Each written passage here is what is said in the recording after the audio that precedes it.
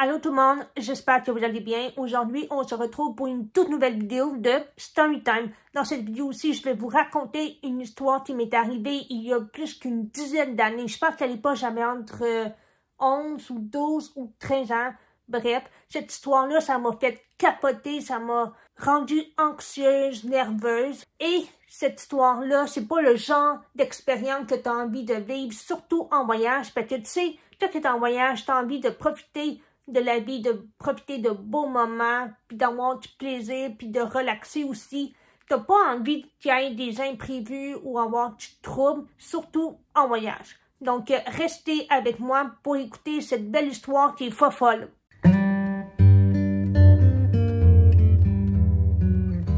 Il faut savoir que depuis que je suis toute petite, j'ai toujours voyagé, surtout au Québec, en Ontario ou dans le nord des États-Unis, plus précisément dans le Maine.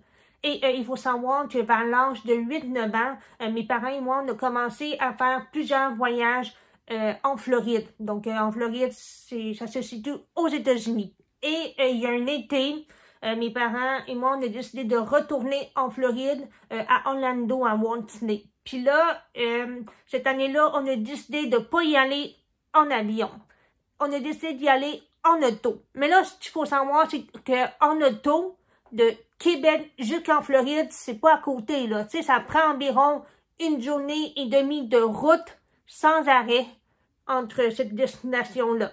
Et là, nous, ce qu'on a fait, c'est qu'on a décidé de faire le voyage en auto pendant 3 jours. Les 3 jours complets, on roule et la nuit, on s'arrêtait dans un hôtel pour dormir. Au début du mois de juillet, on quitte le Québec pour la Floride. Les 3 jours, ça se passe super bien, aucun trouble. La 3e journée, on arrive en Floride. Il était environ 8 heures du soir. Puis quand on est arrivé là-bas, il y avait plu, il y avait fait un gros orage. Il faisait noir, c'était pas très éclairé dans la ville. Puis en plus, on était fatigués des 3 derniers jours parce qu'on n'avait pas très bien dormi dans les hôtels. On n'avait pas très bien mangé, puis qu'on mangeait du fast-food sur la route. Puis aussi, on bougeait pas beaucoup depuis 3 jours parce qu'on était toujours assis dans l'auto. Que là, quand on est arrivé là, en Floride, on n'avait même pas soupé. Donc, la première chose qu'on a faite, on est allé tout de suite à l'épicerie. Puis là, à l'épicerie, on a acheté tout ce qu'on avait besoin. En arrivant à l'auto, mon père, avec ses clés, il débarre les bornes de l'auto, puis il ouvre le coffre.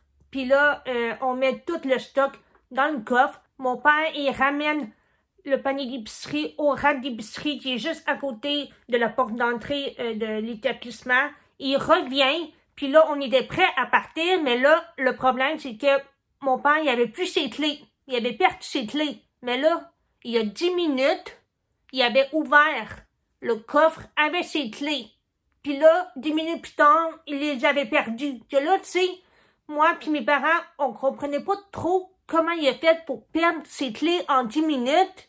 Puis là, avant de paniquer, on s'est mis à chercher partout. On a cherché dans l'auto, autour de l'auto, dans le coffre, puis même dans les sacs d'épicerie. On a vraiment tout fouillé.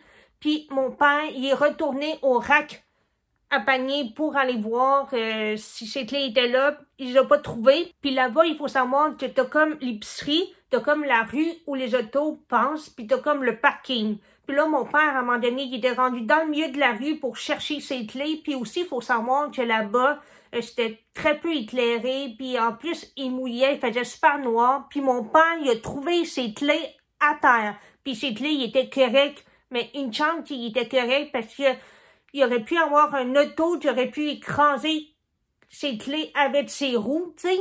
Puis en tout cas, il n'y avait rien. Puis ça, l'histoire a fini comme ça, mais une chance parce que mon père, il avait même pas un double de ses clés, si je me trompe pas. Je me demande vraiment ce qu'on aurait fait sans les clés. Comment on aurait fait pour partir de là? Je me demande ce qu'on aurait fait. On aurait peut-être pris un taxi ou peu importe, mais en tout cas, c'était vraiment un moment qui était stressant. Puis en plus, on était fatigués. On voulait juste aller à l'hôtel, puis manger, puis dormir, tu sais. Vous, ça vous a déjà arrivé de perdre vos clés d'auto ou de maison ou autre? N'hésitez pas à écrire un petit commentaire sous la vidéo. Ça va me faire un plaisir de lire puis aussi de jaser avec vous dans les commentaires. Sinon, j'espère que vous avez apprécié cette histoire qui est folle. Et sinon, n'oubliez pas de liker la vidéo, de vous abonner à ma chaîne. Et on se retrouve pour une prochaine vidéo ou peut-être une prochaine story time, qui sait. Donc, bye bye.